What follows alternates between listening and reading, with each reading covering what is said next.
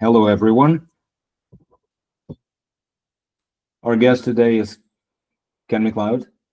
Ken McLeod is one of the more innovative Buddhist teachers, known for his clear explanations, poetic translations, and pragmatic approach to practice. He's one of the first generation of Western teachers in the Tibetan tradition, and one of the few to be authorized to transmit the full scope of these teachings to students. In particular, his approach resonates strongly with those whose path lies outside established institutions. Now retired from formal teaching, Ken lives in Northern California, where he hikes and writes. His writings and translations include The Great Path to Awakening, a Lojong classic, Wake Up to Your Life, An Arrow to the Heart, as well as the trilogy, Reflections on Silver River, A Trackless Path, and The Magic of Vajrayana. An archive of his teachings, recordings, translations, and writing can be found at unfetteredmind.org. Welcome to everyone. Welcome to Ken. Thank you very much. Okay. Okay. And, So, do we have any hands already? Let's see. do you want me to give a little background opening first? Yes, but yes, that's right. But I'm just checking if no hands yet. But we will now invite Ken to give us a little introduction to set up the space for this call. Thank you, Ken. Go ahead. Okay. I was a little surprised to see AKA, which in English usually refers to also known as, but here it means ask Ken anything. Ordinarily, I call these meetings sutra sessions. All of you are very fortunate because you have regular interaction with Hokai. You have regular interaction with a teacher. I've done probably somewhere between half a dozen and a dozen of these kinds of meetings over the last 2 or 3 years. And very few people in those meetings have any experience actually interacting with a teacher. And it is, in the Buddhist tradition, extremely important. It's a little intimidating, but you have to remember that it's a little intimidating not only for you, it's also a little intimidating for the person in the teacher role, because the essence of this interaction is what gives rise to the term sutra. When you ask a question or you answer a question, when I ask a question of you or respond to your question, each of us is in that moment stepping out of our own world. And that is why the interaction is so important, because you step out of your world, I step out of my world, and we meet in an undefined world that we are creating together. And what happens in that, or that space, is the only space in which true learning takes place. And this is a quotation from a classics philosopher called Pierre Hadot, French classics philosopher. This kind of dialogue or interaction has been important in absolutely every tradition of spiritual practice, particularly mystical practice, and is also really important in anything that wants to pretend to be real philosophy, or any real philosophy,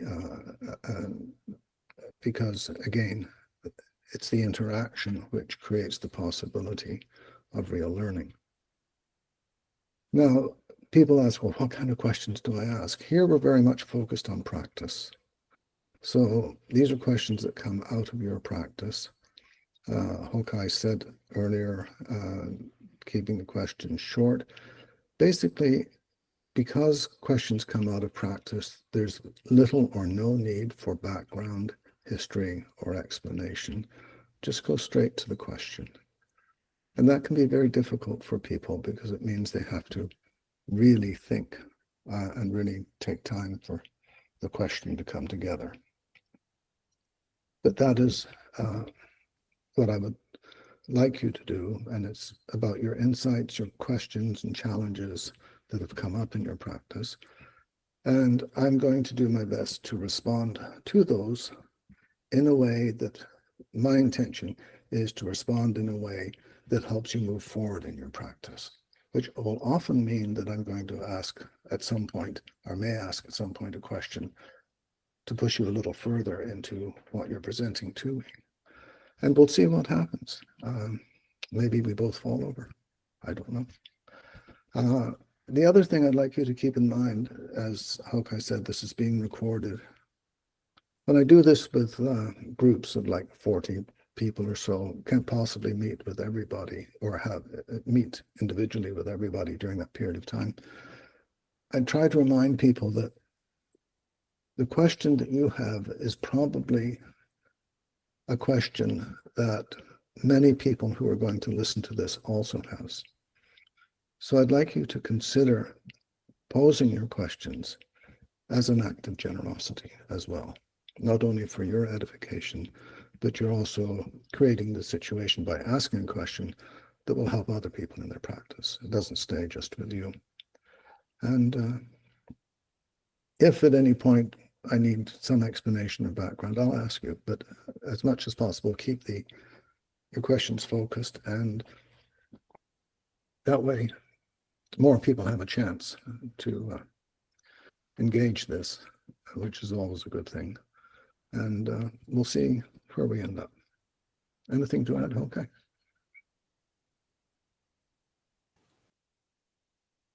Not this time.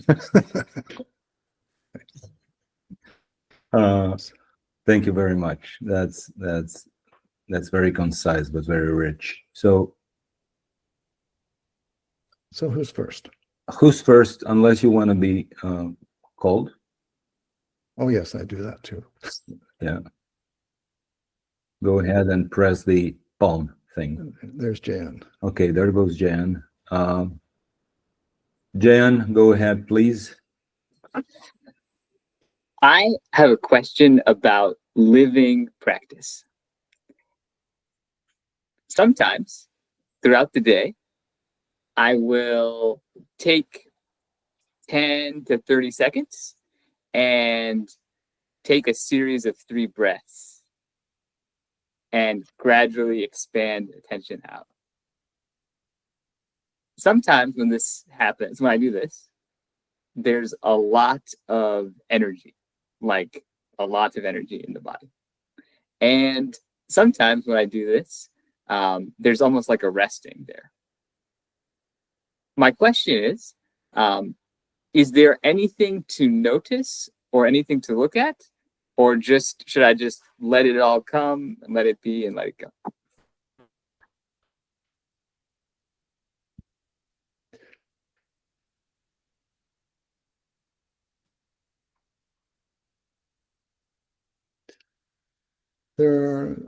Your question actually is very rich. It could cover a lot of ground here very quickly. The first thing is to develop a habit of interrupting the ordinary conscious mind regularly during the day is a very good practice to cultivate. So that's and whether you do it with 1 breath or 3 breaths doesn't matter. It's just sometimes one of the exercises that I would do is that I would take a breath whenever I took hold of a door, whenever I opened a door, or And another one, which many of you will have heard me talk about, I think, is I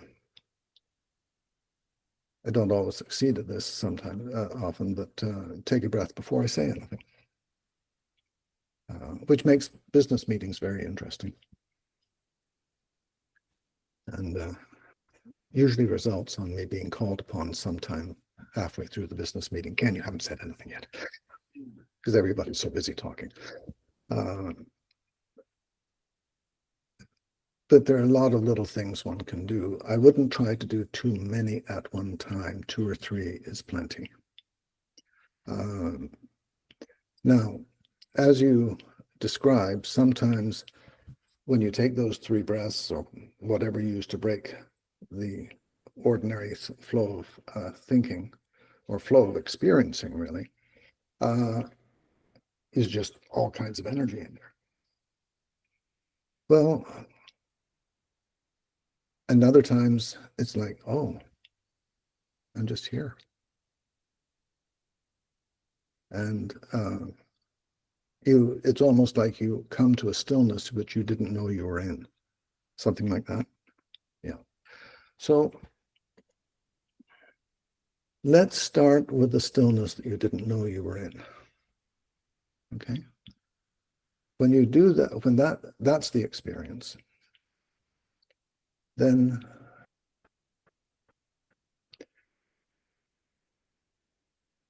depending on the circumstances, you can look deeper, and I will say a word about that in a minute. But I think in most situations, you're probably going to be better off in that moment, just, oh, I'm in this stillness, and then just allow yourself to experience as much as possible, like expand the field of attention or the field of awareness, without trying to do anything in it other than expand it. And so you just end up with a more complete awareness. And in this way, you're practicing meeting the world in open awareness, which changes an awful lot right in itself.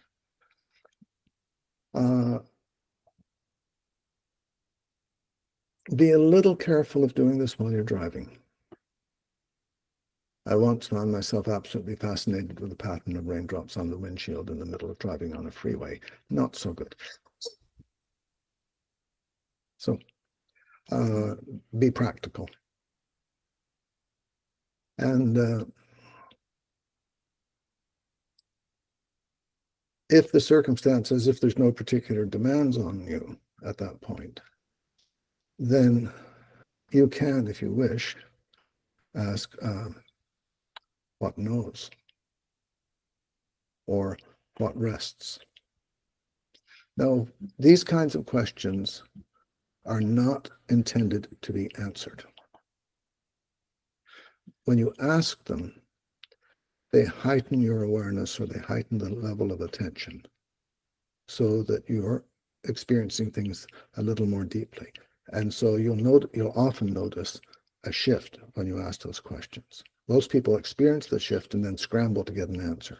That's the wrong way to practice them. You just, what knows, there's that little shift, and you rest there. And then you go on with your work or whatever, okay? Now let's take the other situation you described where there's a lot of energy. Well, this is very valuable because by taking those 2 or 3 breaths, you've reduced the likelihood that that energy is going to run into old habituated patterns. You've seriously reduced the likelihood. So you're probably much less likely to react to whatever's going on. That's a definite benefit. And now, what you're really one of the things that really happens here is that when you notice that here I am in this field of energy, and you feel all of the stuff bubbling up and moving around and doing all kinds of things, don't do anything with it. Just experience it. And in this way, it's like lifting weights. you're building capacity, you're building strength. And doing that on a regular basis. Sometimes it's going to be dropping into that peace. Other times it's going to be turmoil. And then, oh, yes, things are a little hotter in here than I realized. But now you're stepped out of the reaction. So, and other times it'll be, oh, just stuff going on, fine, things like that. But what you're doing here is building skill and building capacity. And much of practice is simply about building those two things. Okay, any follow-up you want to make? Okay. Thank you.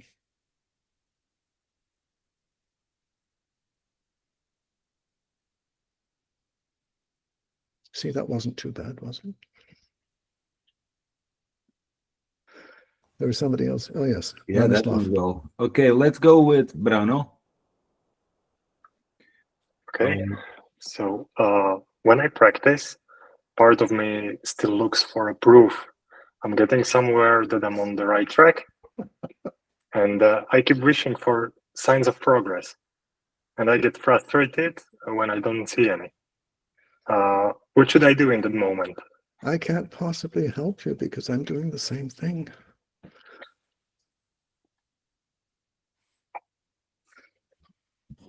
Do you get the Unfettered Mind newsletter?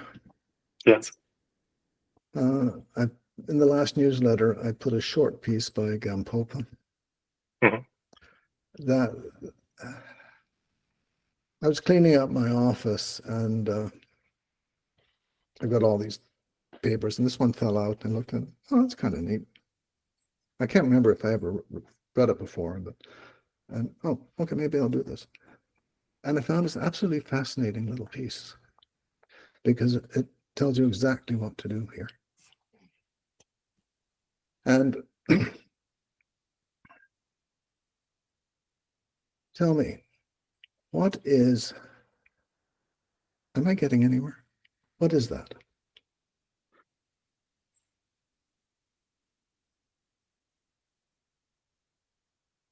About? It's I wish. about, but I'm looking that you're quite right. I'm looking for a more generic answer. What kind of thing is it? A thought. A thought. Now the question is, why do we privilege that thought? You follow? Mhm. It's like any other thought, you know. Oh, the sun's out. That's a thought. But you don't get churned up by that one, do you? Mhm. But oh, am I getting anywhere? You get churned up by that one. Yeah. Okay.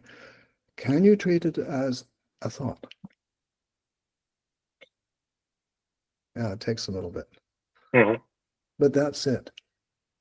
From the Mahamudra point of view, which is where I'm coming from for this, it doesn't matter what the thought is, it's a thought. It doesn't matter whether it's a good thought or a bad thought. It doesn't matter whether it's a noble thought or an evil thought. It doesn't matter whether it's a sensory thought or an emotional thought. It's just a movement in mind. Mhm. So there are two things that I find very helpful here. One is to remember that every movement of mind is a thought. Not good, not mad, it's just a movement in mind. It's like a wave on the ocean or a ripple in a pond or something like that. Okay. The second thing I find very helpful. When was the last time you saw a mirror?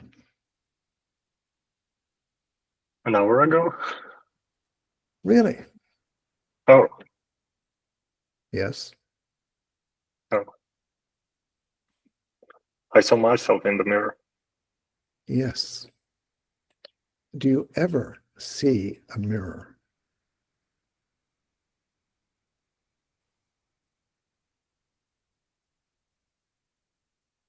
No.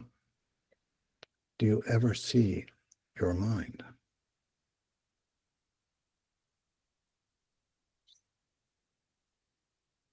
No.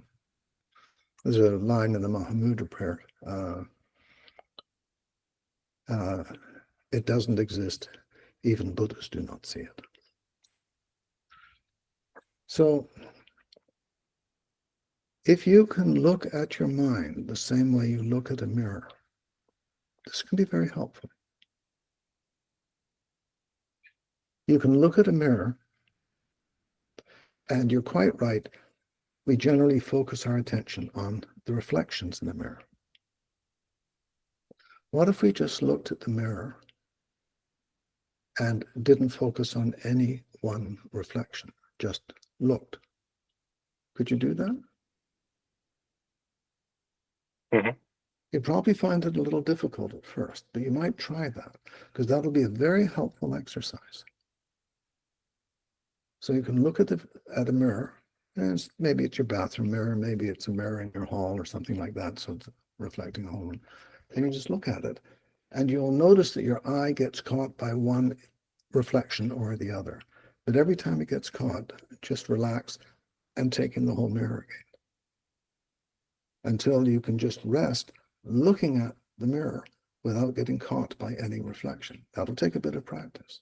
And then whenever you look at your mind in meditation, thoughts come, they're like the reflections. Yeah. What's happening right now? Yes, right there.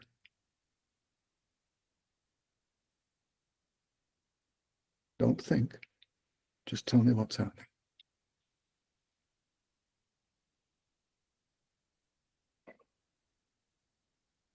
I'm seeing Pardon? I'm seeing the content, the reflection. Are you seeing or are you looking? Looking. Yeah. Can you rest into looking? Yes, that's right. Yeah, that's your practice. Thank you. Now, go back to that piece in the newsletter, and you'll see it says 4 steps: resting mind, emptying, mind resting, presence emptying, direct knowing, and clinging unwinding. And you're going to experience those from time to time, but over time there'll be a gradual movement to more and more subtle stuff. As Jamgon Kongtrul says in The Great Path of Awakening, there is only one criteria, one way to measure progress. Am I aware of me? Well, you just keep doing it until you aren't. Mhm. And you don't have to worry about anything else. The thing is, you won't. I'm in the process of translating the Diamond Sutra, and it's wonderful. It says, does a stream enterer think that I have entered the stream? No, a stream enterer never feels that they've entered the stream, because what they experience is that their mind is quieter and clearer, and that's all that's changed. Now, it's actually quite significant, but there's no sense of, oh, I've done something now. Just like, oh, life's a little bit easier now. So don't worry about getting anywhere. Thank you. You're welcome. Okay, Brano, please stay put. You can also raise your hand again. I know you had more than one questions. We'll give a chance to Anne. And yeah, Anne, I think you're next.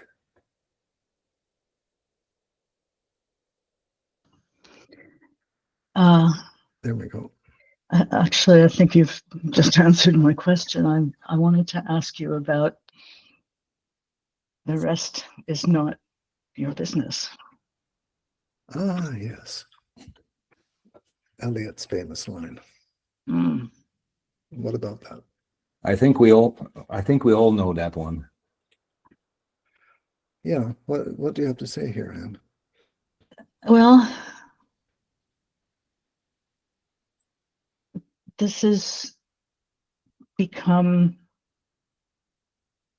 a prayer in a way. Mm-hmm. And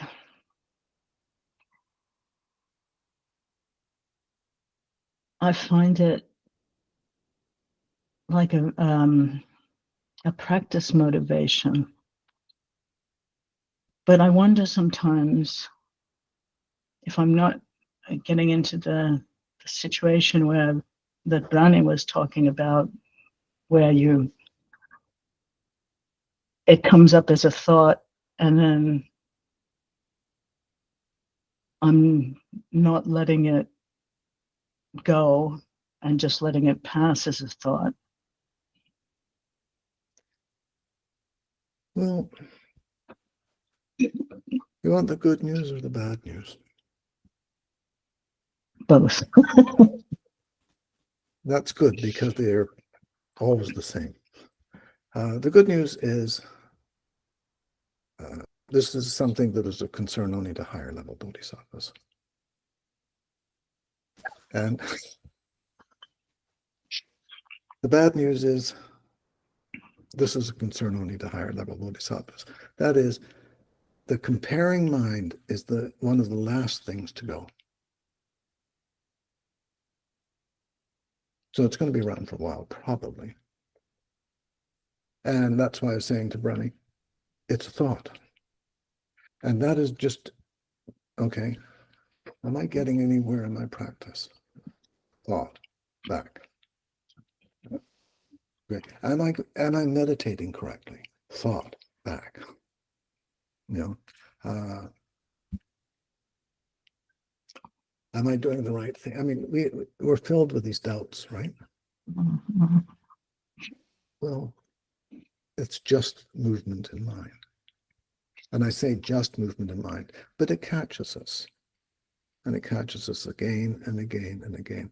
Nothing wrong with that. That's why we practice.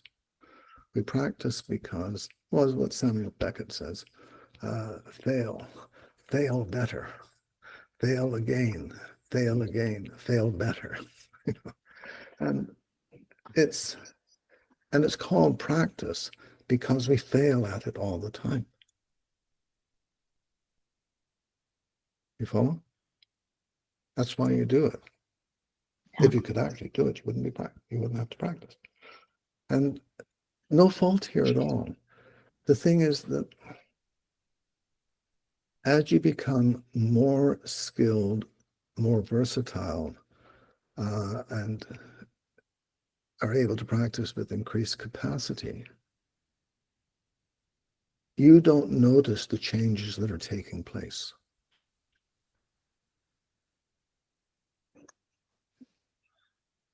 So it's useless trying to identify them.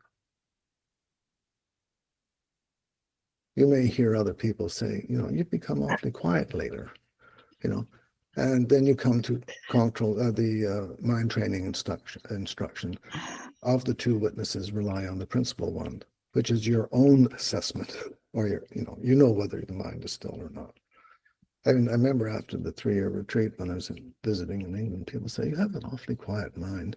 From my perspective, it wasn't a quiet mind. It was a blinking volcano in full eruption. Stuff, lava spewing all over. That was my internal experience. We don't notice the changes, and that's not our business. We just keep coming back. We know when we were distracted, we come back. We know when we've been distracted again. We know when we've fallen into dullness. And so we just keep doing this. And the rest is not our business. Does that help? Yeah, that helps. Thank you, Ken. You're welcome. Okay. Unpinning. Oh, And okay, let's go with Onur. Hello. hello. My question is, given in modern life, the conditions are not as ideal I rarely match the ideal conditions in traditional texts. So how would you describe stream entry in a way that would make sense for people today, with jobs, relationships, and constant distractions? More important than ever.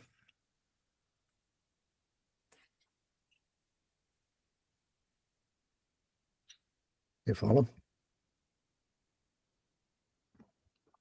Do you Yeah. follow? Yes. What do you understand? Well, that's what we need most now. Yeah.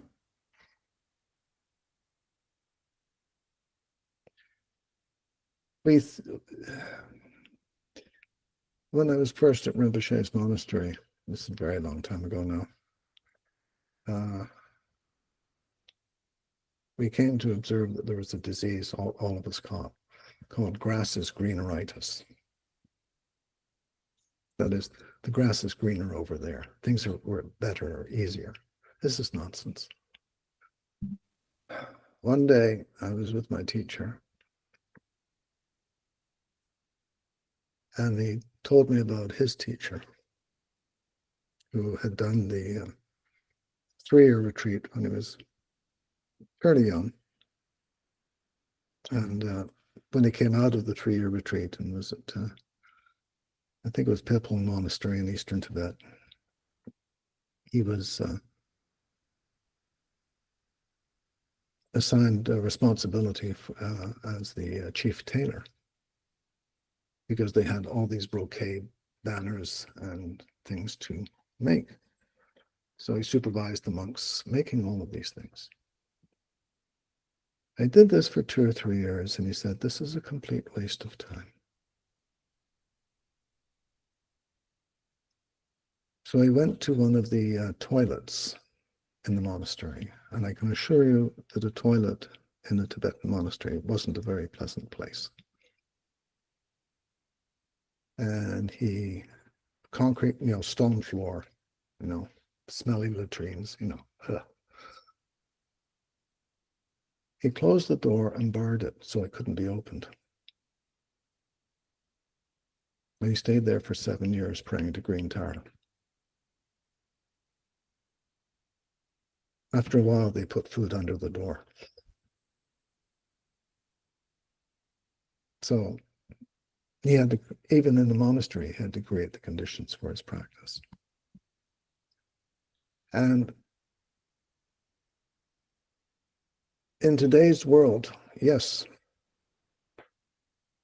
it is our responsibility to create the conditions in which we can practice. And I will be very honest with you.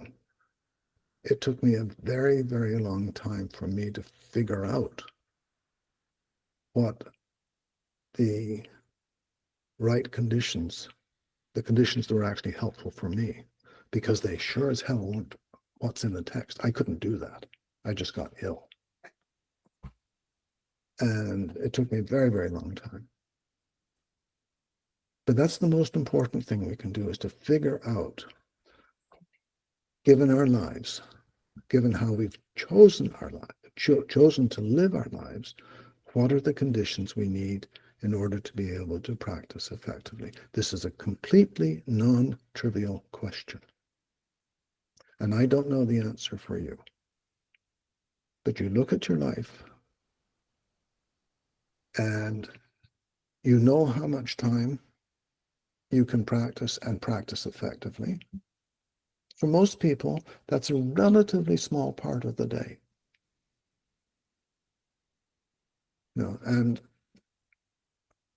But if for some people, it's like 3 hours. My person in the room next to me in the second 3-year retreat, he could practice 9 hours very effectively. He liked to just sit, and it came very easily to him. Not for me. Maybe it's an hour, maybe it's only half hour. But whatever you find as an appropriate time that you know you can practice effectively, you make that a daily habit in the same way that you brush your teeth in the morning. It just happens. There isn't any question about it. That's the first step. And then you may find that you can extend that, because once you establish that, you will, or in order to establish that, you will probably see that you have to simplify your life, or you have to make yourself a little more effective in your life so you can create that time. So already the practice is beginning to affect how you live. And you don't do this in any kind of extreme way. The very most important thing when you're doing this is to maintain some kind of balance. So things aren't being neglected. You're able to take care of the necessities of your life and moving your life forward. But I think most of us here on this call, we have chosen not to practice in institutions or in isolated retreats. That's our choice. And because it's our choice, it's our responsibility to figure out what are the conditions in which we can actually practice effectively and then do it. And if you do that, then I don't think you have anything to be concerned about. Okay. Thank you. Any follow-up from that? I had a follow-up, but you kind of mentioned it. But I was going to ask, beyond personal motivation for practice, what kind of external supports one can arrange? But you are basically saying you know that better than everybody knows their conditions better than. Yes. And don't be concerned. I mean, there are practical things. I want to write a newsletter on this. I think that observe those activities that consume your attention, energy, and time, and don't produce much of a result. Get rid of those. There's I think it's the second group in the 37 factors of awakening, are the 4 right efforts. Am I right, Hokai? Because you know these better than I do. Yes. Okay. Yeah. So Yeah. I'm going to put it this way. Do less of what makes things worse. That's number 1. So number 2 is stop doing what makes things worse. Start doing what makes things better. Do more of what makes things better. Those are the 4 right efforts. That's Correct. really basic stuff, but I love these old lists because there's so much wisdom in them. So much wisdom and so much experience. I would take that and put it right in when I was working with people in business, corporate environment, and they weren't in the least bit interested in Buddhism. I said, so what's making your work situation worse? And said, well, can you do less of that? And just really simple, practical stuff like this makes a huge difference. Okay? Yes.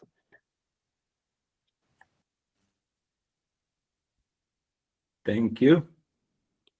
Herr Fabian, bitte schön. Here we go. Hi, Ken. Hello. Good to meet you. So, my question is about teacher union practice, or the way it has effects, or so my practice, my life is very full. I have 4 small children. It's Not very so full small, right there. not so small anymore. It's very full. So I have been practicing Mahamudra and teacher union for half year, 10 months or so, with many openings, and also a lot of reactivity that came up. And yes, they will come together. they come together, yes. So and it has, in my perception, shed a light on my shortcomings. So there has been this discrepancy between what I know is possible and what my actual daily amount of reactivity is like. And my children are a very good mirror of that. Yes, they are. And How fortunate for you. thank you. Yeah, it is. It doesn't always feel that way because Sure, it yeah. produces a lot of struggle. Yeah. And this morning I explained it to my wife that it sometimes feels like there's this herd of cattle, and they all have to move through this one gate. And I know that. However, it is beyond my control. And the amount of stepping into the unknown that is needed feels like a step that is too hard for me to take. And that's very tough. And I was just wondering what you might have in mind on that. Well, this is really quite wonderful. And I mean that seriously. For whatever reason, you have connected with the practice that is at the heart of Vajrayana. A lot of people have a lot of difficulty connecting with that practice for all kinds of reasons. That it's something that you have connected with and connected with in what sounds like a pretty solid way. So this is a really good start. Now, as for that herd of cattle or sheep or whatever you want to call it, I understand the image you're using. I just have one question here. Do they all have to go through the gate at the same time? Probably not. Might be helpful to remember that. In fact, it may only be possible for them to go one by one. And, Yes.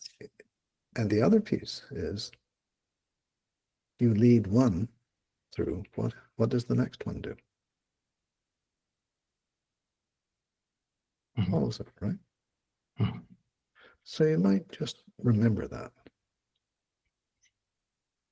This is what that piece I translated by Gampopa is about.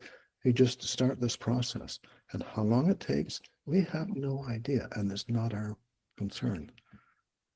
You're finding a good way to practice in a very, very full situation. And no, I can tell from the way you talk about this how much you love your children. And you just want to do your best by them. Yes. Yeah, that's very clear. Okay. And you can feel that right way in your heart, right? Way deep in your heart. Mhm. Okay. And you're already doing everything you can to recognize reactivity when it arises and step out of it. Yes. Are you perfect? Probably not. But now you put me in mind of one of the Christian fathers, one of the fathers of the desert, the early Christians around 3rd or 4th century in Egypt. And one of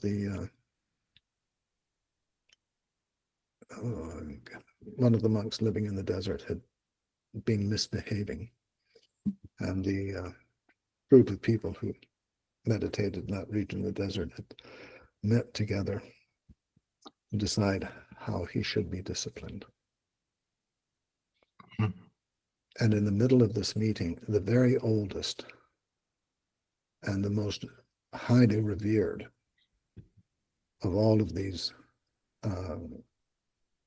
hermits, anchorites, Mhm.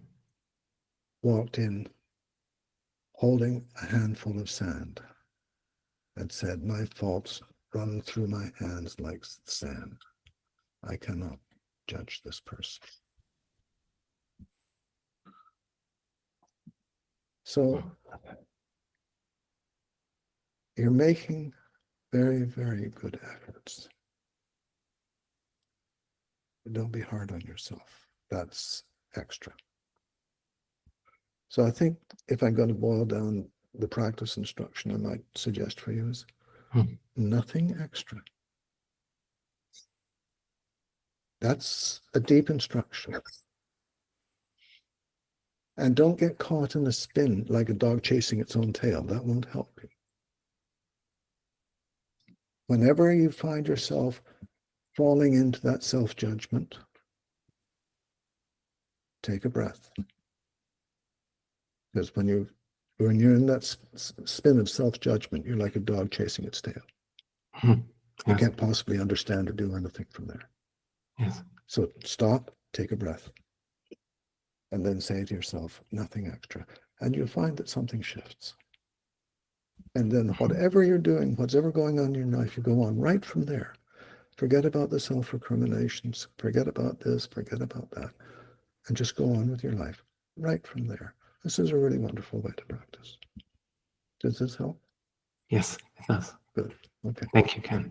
You're Thanks. welcome. Thank you, Fabian.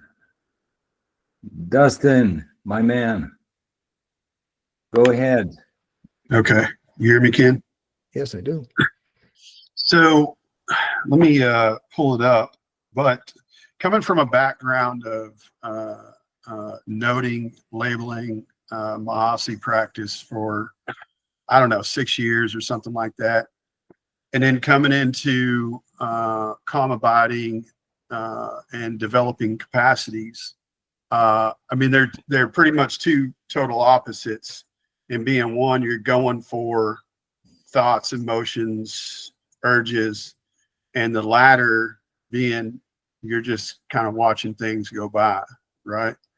Well, and leading up to do nothing practice, right? And so you said something in the last book I read, A Trackless Path, about patterns, and I'm talking about patterns of behavior, patterns of thought, patterns that what you would usually do is you would reach out with thought and try to fix them. But what you said is, and I was listening to this just 2 days ago, is these patterns untie themselves. And so I just wanted to hear, I mean, just a little bitty part of kind of what you were talking about there. I mean, I get it. I get it to a certain extent, but that's just so beyond, the normal way of acting, that you just let things go. Well, actually, you don't let things go.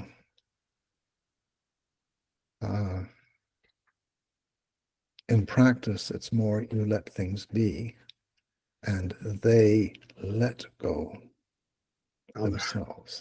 That's actually a very important distinction. But I want to go back further. So you were practicing the Mahasi Sayadaw, Yeah, that's what I was doing. which is noting. Yes. Okay. Now, there you are sitting in your meditation. And you feel, say, an itch in your left elbow. What do? You would note itch. No. When you say you would note itch, tell me exactly what you do. You would think itch. You would think itch. And what happens then? The itch usually goes away and you go on to something else. Do you Unless, let go? Yes, go ahead. Unless the itch keeps going. And then? And then you would keep noting. And you would usually have some experience with the itching causing suffering or no self or impermanence, so to speak. And then you would go to the next sensation. thought or Yeah. sensation. Oh, the itch eventually goes away? Yeah, or yeah. Yeah. That's kind of what I thought you were saying. So I want to make a suggestion to you.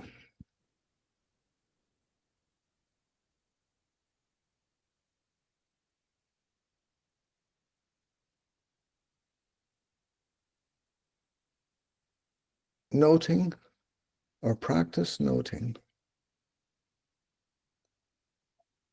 as touching something with the lightest of touches. You can do that right now. Whether it's sound of my voice or sound in your environment or some bodily sensation or some thought. Just touch it, just so that you're aware of it. The lightest of touches, and rest. And then do that with the next one. Yeah. What's happening? It's just happening. Yeah. Now, how is that? Is there any similarity between that and Mahamudra or whatever all this? Yeah, yeah. Oh, yeah. There's a lot of similarity. What? Okay, tell me about the similarities you notice. Well, you know everything's there. The only difference is in Mahasi, you would be, I guess, conceptualizing what it is. You would be naming it, mentally naming it. Yeah. And right now, you just sit and you're just a tiny bit aware that it happens, and then it goes to the next. Yeah. You see, I've never trained in the Mahasi Sayadaw tradition, but when I've read about it, that very light touching is, I think, what it's about. And so it's very different when you put your whole hand on something, isn't it? Yeah. It gets heavy very quickly. So you might explore that. How do you feel about that? Yeah. I mean, that makes sense. I know, but how do you feel about it? Oh, about light touching? Yeah. Well, I feel better doing the practice as I am now, which is more calm than doing the noting before, which was I wasn't taught to do it softly, which I wasn't really taught to do it at all. I was just off of websites and reading and stuff like that. You know what I mean? And this is why interaction with the teacher is so important. Yeah. Because it's only when we talk with someone and they say, well, try this or do this, that that's where things actually, we can read all that we want and we never step out of our own world. It's only when you have the courage to step out of your own world, just as you've done now, that we can have this kind of interaction. That's wonderful. So play with that, and Hokai will have plenty to say about this. Oh yeah, I'm sure. And but I just wanted to point out these two ways of practicing may not be as different as you think they are when you get right down to it. Now, what students make out of a practice, that's a whole nother story. Right. And okay, you want to follow up on this at all? No. You got enough to go on? Yeah. Good. Yeah. Okay. Thank you, Dustin. Okay, I'm pinning. And Lulu. Hello, Ken. We've met before. Yes, we met in nice, person. Nice to see you. I guess my question is, I felt as my sitting practice, when I feel I can rest more deeply in more kind of difficult emotions, paradoxically, I find social interactions in daily life becomes more challenging. Like, I feel like I'm more sensitive to things. I notice more people's like eye gazes, tones, and I notice the more reactivity I have with all of these. And in some ways, I felt disappointed in myself. like, should I be a little bit more calm? Should I be a little bit more like know what I'm doing versus like in the midst of a turmoil when I feel like there is something demanding on me and Yeah. So one day I was having a cup of coffee with a friend on Sunset Boulevard in Los Angeles. This years and years ago. And Sunset Boulevard, you know, it's a fairly busy street. You know, cars were going by, and we were chatting quietly. And then when our meeting was over, it was time to cross the street, and I looked and where did all these cars come from? The streets, I can't possibly cross the street. It's so busy. So did my getting up from the table and trying to cross the street cause the cars to come? no. So did your mind becoming quieter make you more reactive?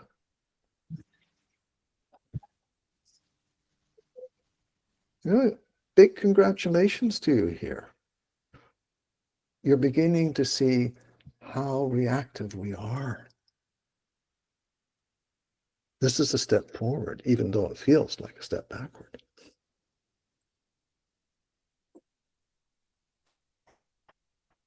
Seriously, everybody who practices meditation experiences this. And again, the good news and the bad news is it just gets worse and worse. Because the quieter our minds are, the more we notice.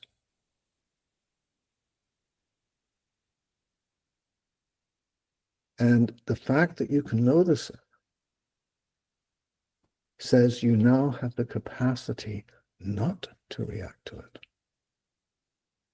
You didn't have a chance when you couldn't notice it. But when you start to notice it, it means you now have the capacity not to react. And you've created options in your life that weren't there before. So it's really good news, even though I know it's uncomfortable. You're struggling with this. Please go. Yes, I kind of feel like if I encounter these reactivity when I'm sitting on the cushion, I feel I'm confident that I can feel. But in the middle of social interactions, I'm just like, it's almost like part of me starts to panic. I was like, oh my God, all these minefields, and I don't want to step onto them. And yet there is another person in front of me. What do I do? Like, Yeah. Well, again, congratulations.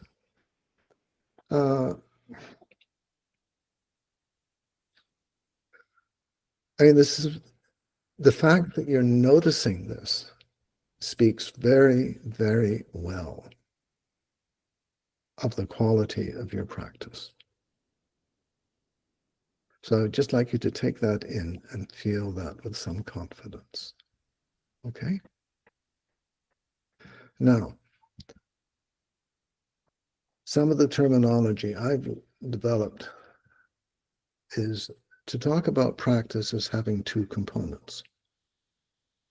Formal practice, sitting, no other distraction, not doing anything else. And as you say, oh, reactivity comes up there, I know what to do. And then the other half of practice is living practice. Okay? It's exactly the same. It's actually exactly the same. Things are moving faster. There's more of them because there's all the rush and stuff and things like that. So it's a little more difficult, or maybe it's a lot more difficult, but it is actually exactly the same. And this is what you're telling me. You notice that, oh, now what I do? See, you got caught up in all of those reactive thoughts. I can't do this. I'm not gonna. Okay, those, just as I was talking earlier with some of the people here, those are thoughts. And you go, oh, look, there's a guy on YouTube called Benjamin Zander, who is he's a conductor of many orchestras, particularly youth orchestras, and he does these interpretation classes. And I don't know whether you like classical music, but it's wonderful. You look up Benjamin Zander on YouTube, and there's a challenge. And he takes these people who are fully trained musicians. They're very young, like in their early 20s or something like that, but they're fully trained, and they're going to him because they want to know how to interpret a piece more deeply. So they're beyond master classes. And he said, and there's this cellist working on doing, I think it's a Bach partita or something like that, and he makes a mistake, and he just stops. And Benjamin Zander said, no. Whenever you make a mistake, go whee. But he's trying to point out the same thing. Oh, all these thoughts. Now, in your sitting practice, when you have a lot of thoughts, I mean, just crazy, you've had a bad day, you sit down to sit, and your mind is just a complete mess. What do? I go into my body. Okay, there you go. You do exactly the same thing in those situations. Go to your body, take a breath, and start from there. That's the best thing you can do. You're right on. What's going through your head right now? Can you do this? Yes, I can. Wonderful. Thank you. Yes? Say it. It'll be helpful for everybody.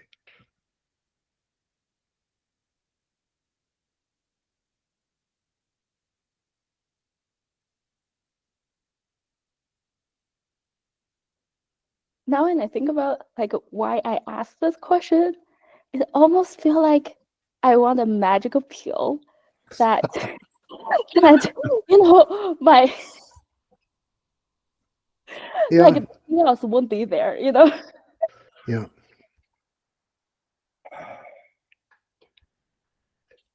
And nobody else has ever had that thought either.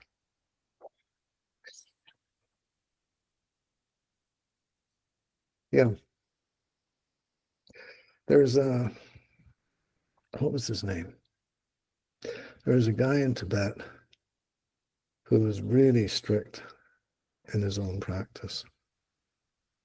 At one time, all the monks were going through a line to be fed, served soup, and the cook would ladle the soup out into the bowls that they would hold. And as he was going through the line, he found himself hoping, I hope he dips the ladle really deep so he gets the thick soup at the bottom. And he went, oh! And he started yelling out, thief, thief. And everybody said, where? He said, me. I want to take the thick soup from everybody else. That's what it's like. Yes. There are many stories about him doing weird things like that because that's where his attention was.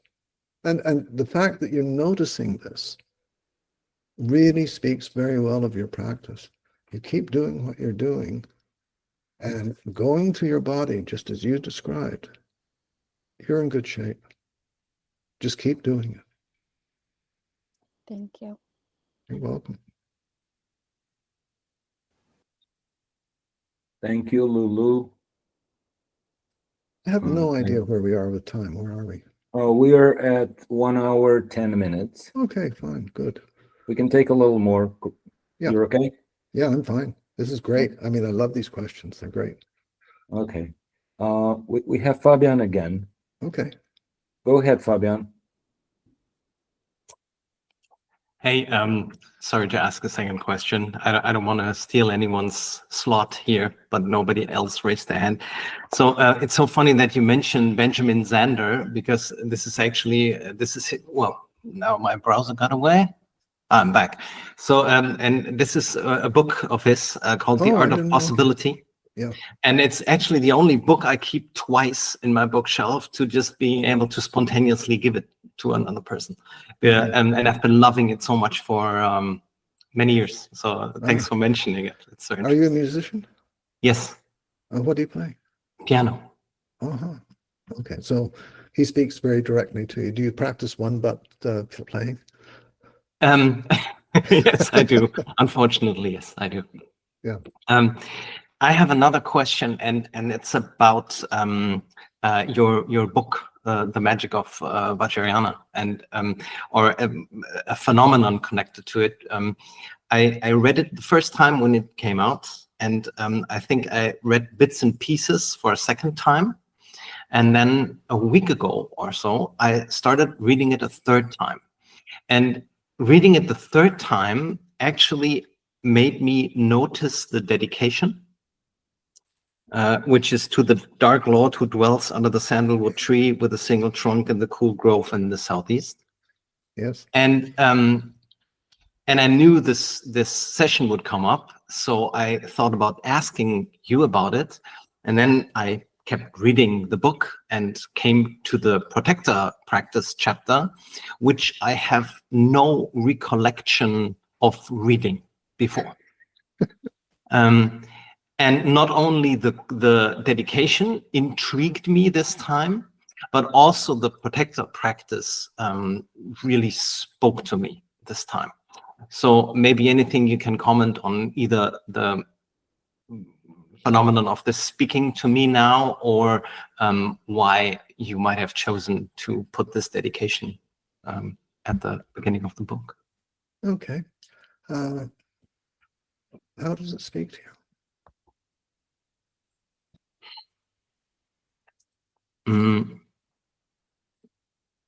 I cannot say how the dedication speaks to me.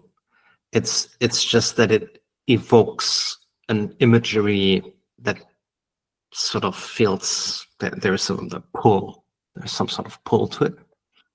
The chapter resonates with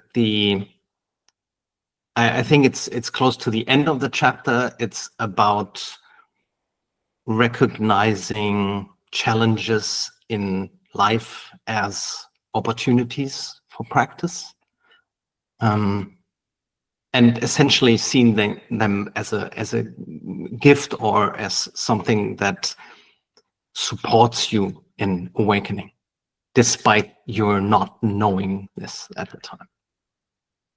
Yeah. What about that speaks to you?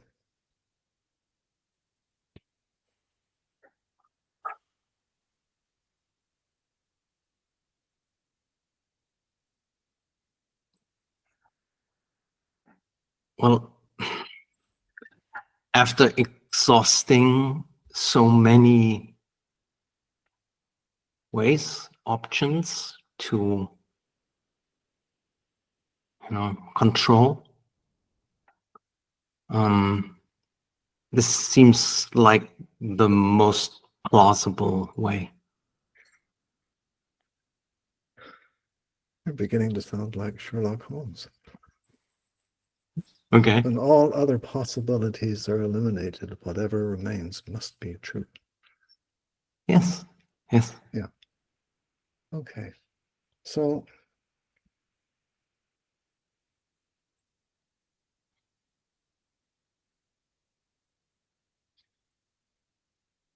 Mahakala is the Dark Lord, of course. It's not Voldemort, it's Mahakala. And there's a story which I recount in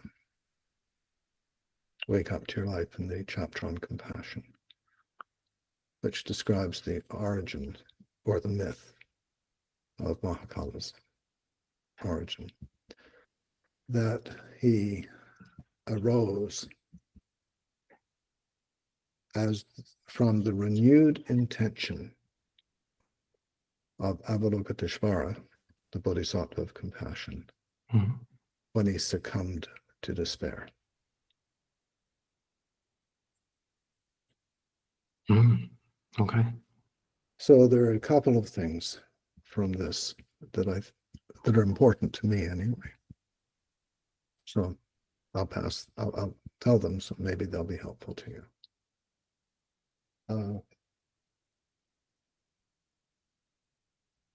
The compassion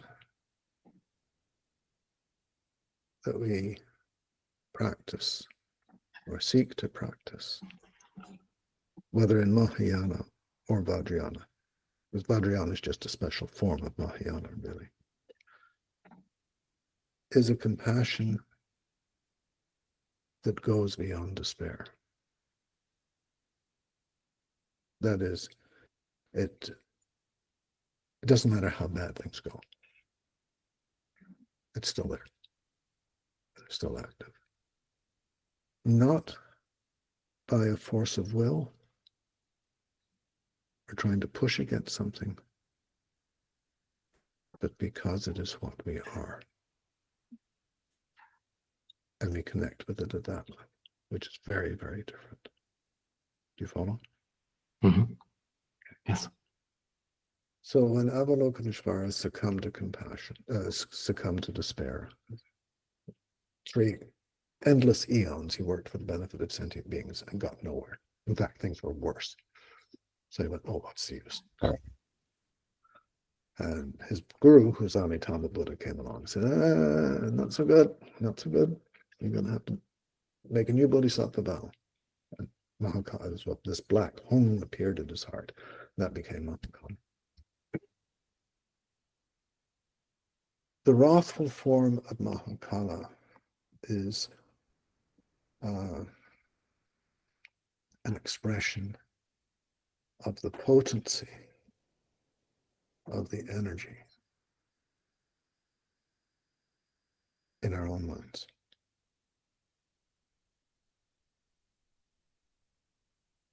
It doesn't have to be dramatic. Certainly doesn't have to be violent. It can move extremely quickly when the situation calls for it, like at the speed of light.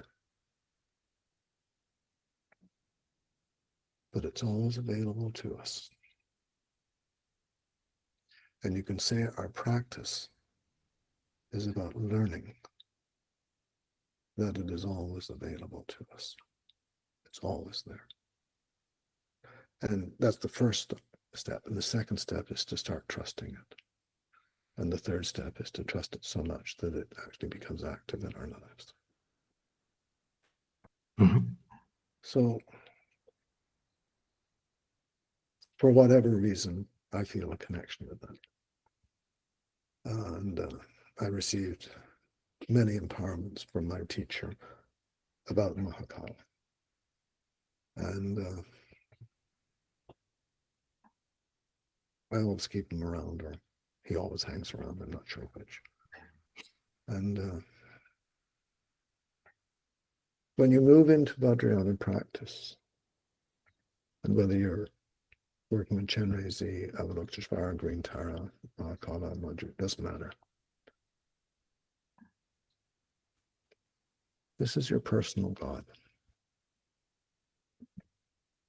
And you form a relationship with it on that basis. This is what I tried to convey in the Yidam section with Greek White Tara. And that's a very different way of approaching things, because in the West, we think of things so utilitarian, it's a transaction and so forth.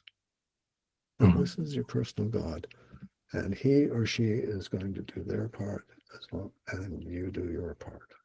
And then magic happens. Not something we actually control, but there's responsibilities on both sides. And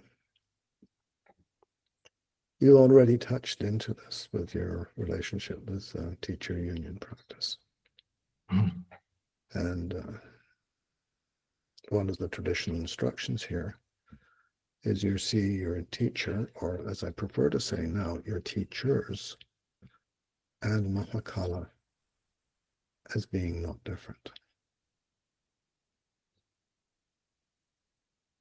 So you can pour your emotional energy through prayer. And as you probably have read in The Magic of Adriana, that prayer is about reaching out to what we don't yet know or we don't yet have a relationship with. Yes. So it doesn't matter what form it takes, then we take the form that speaks to it. It takes the form that speaks to us most.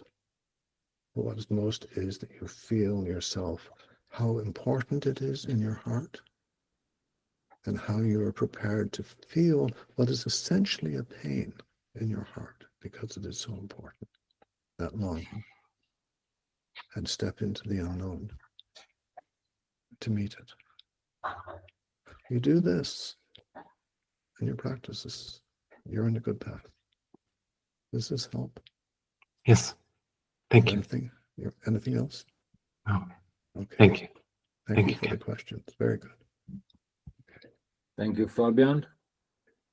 Ken, should we Yes? take one more? Sure. Um, I'm just getting warmed up. yeah, cool. Brano. Okay, so thanks for another opportunity. So I only meet with Hokai over Skype or Google Meet now. And at the beginning you said that we are lucky to even meet a teacher. Or to be able to But meet with a teacher regularly, yes. yes, but I worry that screens can't catch all my shortcomings, blind spots. So my question is, I guess, how can I be on my own while missing these real-time corrections? Where do you live? Slovakia, Mhm.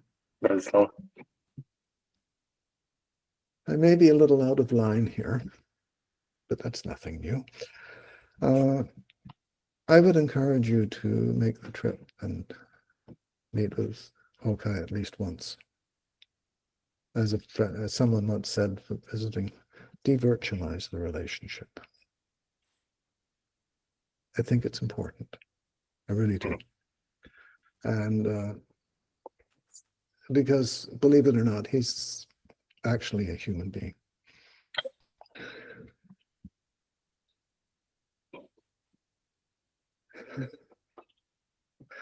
So anyway, think about that. Mm. I've worked with a lot of students over Skype. That's what was most available back then. And it was important for me as a teacher to meet them in person at some point. And that's, as I say, I may be stepping out of line completely here because that's my experience. And the second thing is you're not on your own.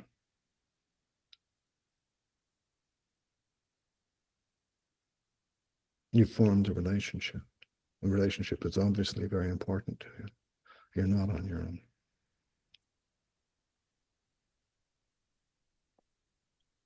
Yeah.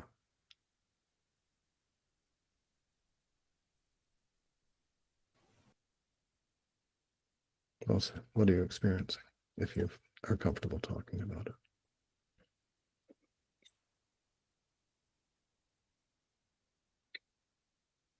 I'm touched, but also at the same time, I worry about what he would see. Well, this is a perfect note on which to conclude this series of conversations. Because just as in this, I said at the beginning, in this exchange that you and I, and the exchange I've had with pretty well everybody on this call, which is wonderful, you stepped out of your world and I've stepped out of mine. And we've met and something has happened in that space. Is that fair? Mhm. Yeah. Well, there's another step to that. Yeah, of course you're afraid what he would see. And at the same time, you want him to see that because you want to change your relationship with that yourself. You see, you're touching on another point that hasn't come up. It's come up in many of the other sutra sessions I've done.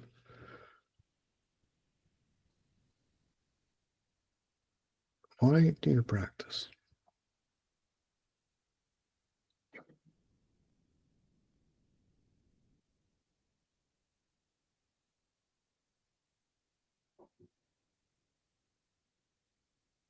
Because I feel I have to. Is it Yes, exactly. How do you know that? Yeah, I just know. yeah. I'm going to put some words and you tell me if they strike any chords, okay?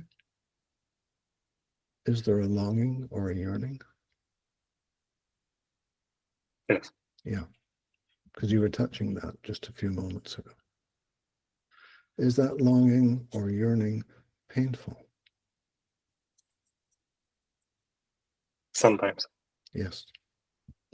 That pain is your friend. Yeah, you understand. You with me? Mhm. Good. That's it. Thank you. You're welcome. Thank you, Brano. Thank you, Yes. Ken.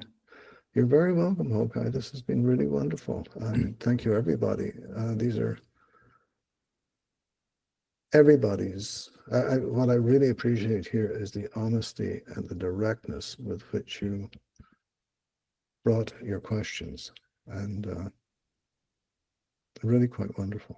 So thank you all, and I hope that the words that I offered in exchange, in response, are actually helpful to you.